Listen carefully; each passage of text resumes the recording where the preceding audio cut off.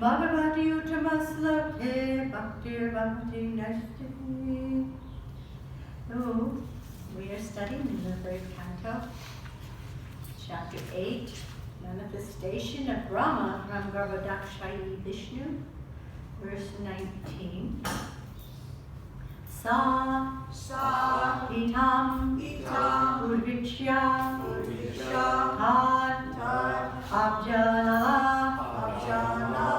sa itam udvikshya tad abjanala sa itam udvikshya tad abjanala Navadvip antar jalam avivesha Navadvip antar jalam avivesha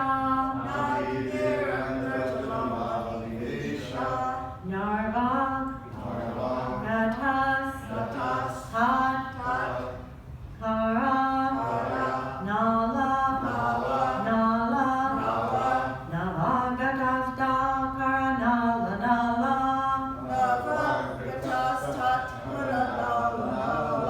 Navin Vichinvams Had Avidataja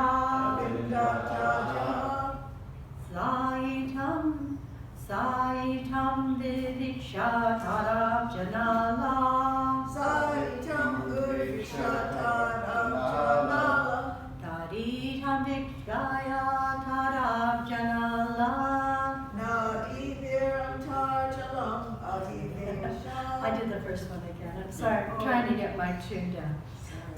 Okay. Saitam Vikshya Tarabjanala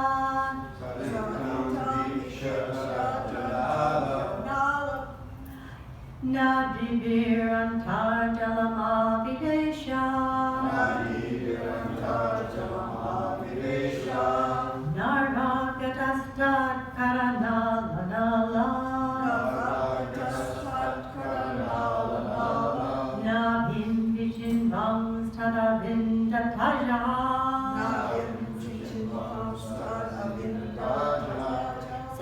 itam uviksha tadabja nala. Sa itam udviksha tadabja nala. Navdivir antarjalam aviveshasta avivesha. Navdivir antarjalam avivesha. Navagatastat karanala nala. Navagatastat karanala. Navim vichinvam stadavindatajah. Navim vichinvam stadavindatajah.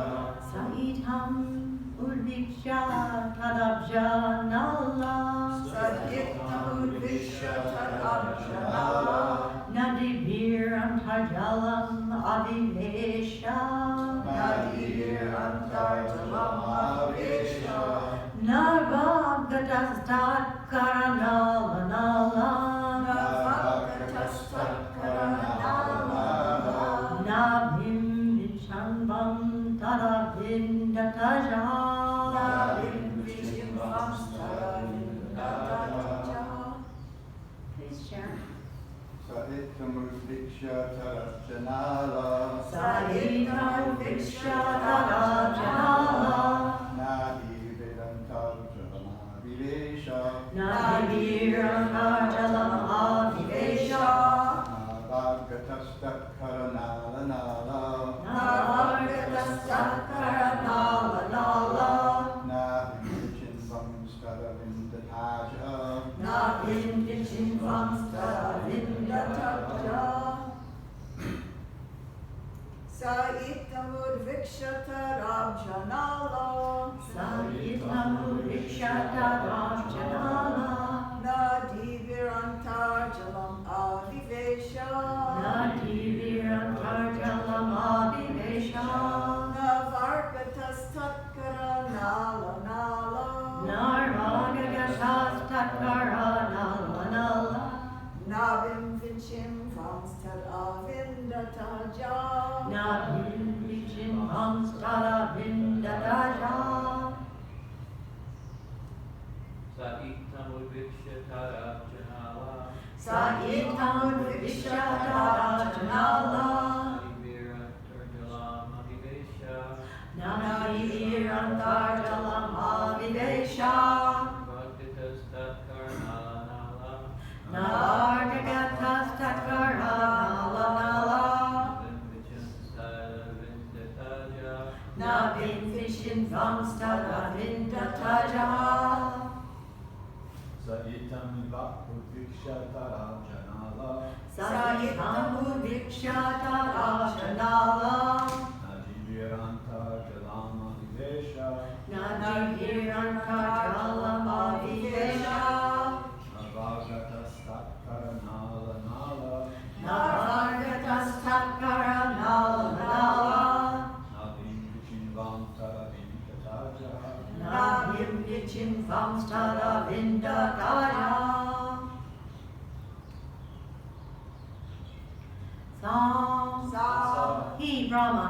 He Rama. Itam. Itam. In this way. This way. Uviksha. Uviksha. Contemplating. Contemplating. Tat. Tat. That. That. Abja. Abja. Lotus. Lotus. Nala. Nala. Stem. Stem. Nadivi. Nadi. By the pipe. By the pipe. Antajalam. Antajalam. Within the water. Within the water. Avivesha. Avivesha. Entered into. Entered into. Na. Na. Not. Not. Arvakata. Arvakata. In spite of going inside. In spite of going inside. Tatkaranala. Tatkaranala. The stem of the lotus. Stem of the lotus. Nala. Nala. Pipe. Pipe. Navin. Navin. Of the navel. Of the navel. Chinvan. Chinvan. Thinking much of it. Thinking much of it. Tat. Tat. That. That. Avindata. Avindata. Understood. Understood. Aja. Aja. The self-born. Self-born. Translation of her book by Divine Grace C.C. Bhaktivedanta Swami Srila Prabhupada. Lord Brahma, thus contemplating, entered the water through the channel of the stem of the lotus. But in spite of entering the stem, and going near to the navel of Vishnu, he could not trace out the root. Please repeat. Lord Brahma, thus contemplating, entered the water through the channel of the stem of the lotus. But in spite of entering the stem, and going near to the navel of Vishnu, he could not trace out the root. By dint of one's personal endeavor, one may go nearer to the Lord, but without the Lord's mercy, one cannot reach the ultimate point.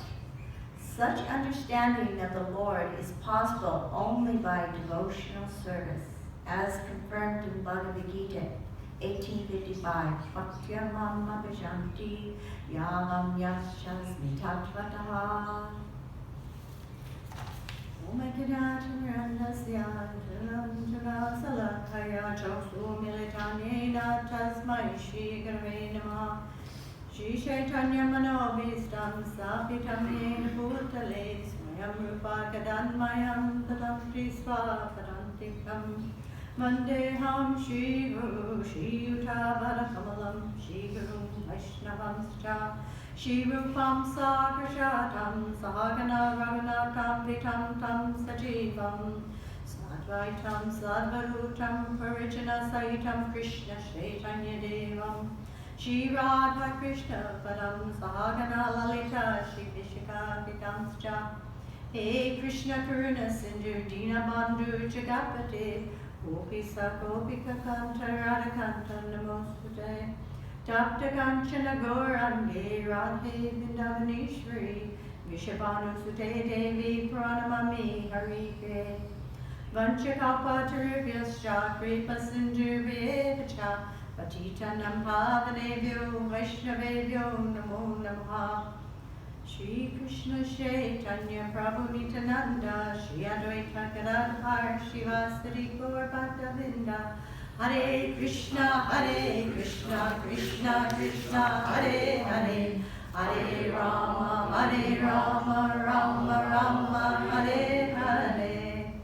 So Lord Brahma, thus contemplating, entered the water through the channel of the stem of the lotus. But in spite of entering the stem and going near to the navel of Vishnu, he could not trace out the root. And so we can understand from Bhagavad Gita, Manasayam Sashreshu Kashchid Yatati Siddhaye Yatatam Apti Siddhanyam Rasumam Veti Tatataha. Out of many thousands of men, one out of thousands, may endeavor for perfection. And out of all of them who have achieved perfection, hardly one knows me in truth. So this is devotional service. It's the only way in which we can learn about Krishna, know Krishna. And it is so rare, sudurlabha, exceptionally rare devotional services. We can achieve higher planetary systems. We become demigods. We can do that. There's instructions in the Vedas how we can do this. We can become extremely wealthy and powerful here on this planet Earth. It's possible. There are instructions in the Vedas for achieving these things. But to achieve Krishna is only done through devotional service, pure devotional service, and that is only given very rarely because it's only given by the Lord. One cannot attain it on their own power, on their own strength. Srila Rupa Goswami describes in the Bhakti Rasamrita Sindhu, or Srila Prabhupada's Nectar of Devotion, that the quality, he describes the characteristics of devotional service. The first one is that pure devotional service brings immediate relief from all kinds of material distress. And how is that? You know, you can do some prashchita. You can do some activity to remove the reaction of sinful activities. But there's something else about simple activities that's so dangerous to perform simple activities, is that it creates a seed, this bij, that causes us to want to sin again. And this is a very subtle problem, but it's a very real problem. Is that, you know, there's that taste for doing this simple activity is again created. And it may not happen right away. It may take the right environment. For example, I bought this little plant. It was so cute, and some creature came and ate the whole thing. But it sat there. The pot sat there, and now these little sprouts are coming up. I don't know what they are, but I keep watering to see. So that's how these little seeds are in the heart, you know. But in the right environment, the desire to create this simple activity will happen again and again. But the only thing that will remove it is performing devotional service, pure devotional service. So these simple activities are so overpowering. We may not even know we have an inclination towards them. You know, we may. You know, we watch our children grow up, and they're all so cute and they're running around, you know. When they get to teenage years and those senses are really developing and they're expressing themselves so very well, and their little sprouts are sprouting up too, because they could be in the association of the wrong kinds of persons. This is watering those sprouts. And consequently, then their desires become very harmful to them. And so similarly with ourselves, we want to keep good association, because if we stay in the right association, our inclination to commit simple activities will be so much lower. Arjuna asked Krishna in the Bhagavad Gita, he says, so what is it that impels one to sinful acts, even unwillingly, as if engaged by force? And Krishna explains, karma eshu, kruta eshu. It is lust only, Arjuna, which is born in contact with mature mode of passion and later transformed into wrath, and which is the all-devouring simple enemy of this world. Pure devotional service not only mitigates the reaction, but mitigates the desire to commit these simple activities. Srila Prabhupada nicely describes it as frying the seed. The process of devotional service in itself, especially in the beginning, is an austerity. Because we must restrain our senses. This is part of it. There's not a lot of sense gratification. Yatato hi api kaunteya. The senses are so strong and impetuous, O Arjuna, that they forcibly carry away the mind even of a man of discrimination who is endeavoring to control them. And so Krishna again says in Bhagavad Gita, Tani sarvani samyamya yukta asi tadmatpara vasehi yasyandrani tasya pratishtete. One who restrains his senses, keeping them under full control and fixes his consciousness upon me, is known as a man of steady intelligence. This is not easy. This is a difficult task. And we're controlling wild horses. And without devotional service, it's impossible. Sure, the yogis, the karmis, the sanghas, they all meditate, but they have to do this for 10,000 years. So, otherwise, the seeds of desire will sprout. If we are practicing properly, these austerities are not so difficult. But it requires the proper practice. And Srila Prabhupada, who is Jagat Guru, this is part of what defines him as Jagat Guru, is because he's created this process. And the process is quite complete in itself. It's kind of like a recipe for a cake. I made a cake the other day, and I was just getting down to mixing the wet ingredients and the dry ingredients, And due to Krishna in the heart, he reminded me I forgot the sugar. Thank God, he reminded me. Otherwise, who would have wanted to eat that cake, right? It would have been distasteful. So, we have a whole process here, too. We have Nam Sankirtan. We have Vaishnava Seva. We have worshiping the deities. We have Bhagavat Kata. We have offering prayers. We have seriously chanting our japa. These things give us this taste, this higher taste that removes this bij, this papa, these sins. And this is the only way. So if we're feeling frustrated or not able, there's nothing better.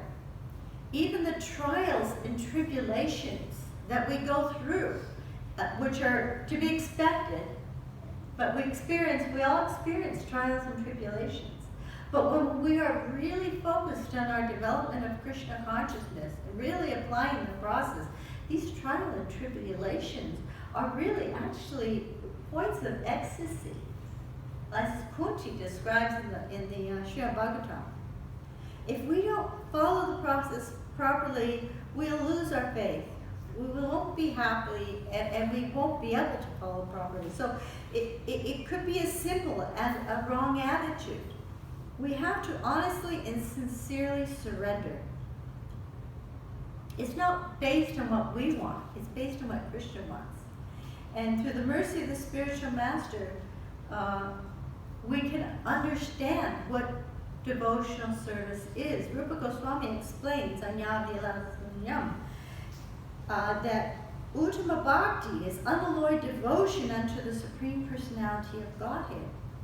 It's not distracted. It's not broken into sections. It involves rendering constant service in such a way that it's favorable to the Lord, and that all our personal motivations are removed. And that bhakti is a cultivation, Prabhupada explains. This is an activity, it's action. And that a devotional service puts an end to mundane activities, but engages us in transcendental activities. There's 9 processes. Shravanam, Kirtam, Vishnur, Smaranam, Padasevanam, Arjanam, Vandanam, Dasyam, Sakyam, Adivedanam. Hearing, chanting, remembering, serving the lotus feet, worshiping the deity, offering obeisances to the Lord. Becoming the servant of the Lord, making friends with the Lord, surrendering oneself fully to the Lord. Pure devotional service is the beginning of all auspiciousness. This is the second characteristic in the nectar of devotion, that devotional service is the beginning of all auspiciousness. So when we take to Krishna consciousness, that we are truly tasting Krishna consciousness, because Krishna, he comes through. He comes through these processes, and we get this higher taste. And as he explains, in all activities, just depend on me and work always under my protection. In such devotional service, be fully conscious of me. If you become conscious of me, you will pass over all obstacles of conditional life by my grace. If, however, you do not work in such consciousness, but act through false ego, not hearing me, you will be lost. I am seated in everyone's heart, and from me comes remembrance, knowledge, and forgetfulness. By all the Vedas I am to be known. Indeed, I am compiler of the Vedanta, and I am the knower of the Vedas. To those who constantly devote to serving me with love, I give the understanding by which they can come to me. To show them special mercy dwelling in their hearts, I destroy with the shining lamp of knowledge the darkness born of ignorance. When the sages of Namaskar asked the question about how can the people of the age of Kali overcome the suffering of Kali Yuga, Narada Muni became ecstatic. And he said, "This is so glorious, your questions, because they are the subject matter of Krishna.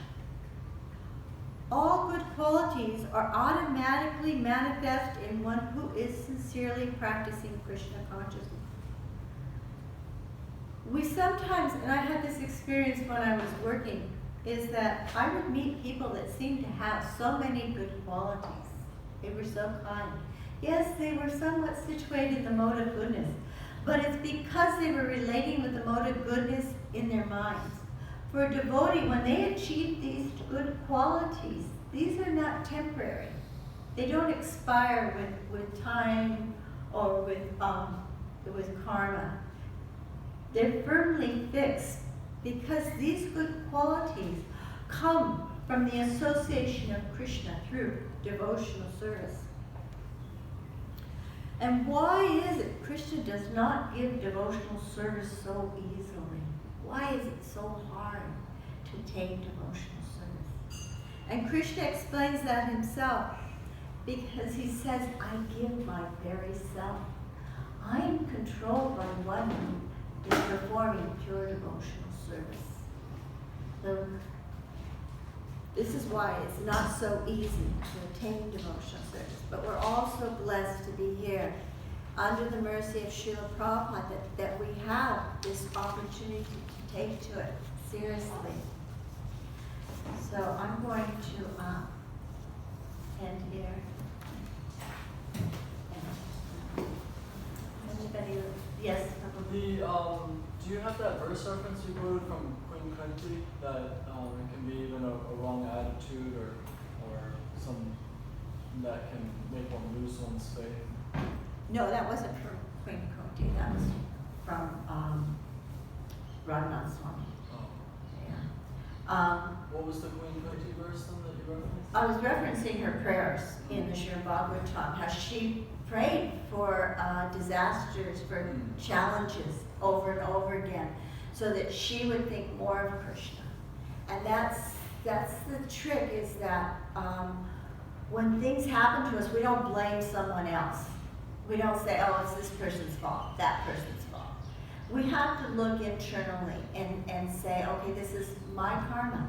Prabhupada explains in the Bhagavad Gita that if a devotee takes this attitude, "I deserve worse," then Krishna has special mercy on that devotee. So that's the mentality we want to create, is not blaming someone else for our challenges and difficulties, but taking them as the mercy of Krishna, and that, okay, I deserve worse, Krishna. What am I to learn here? What's my lesson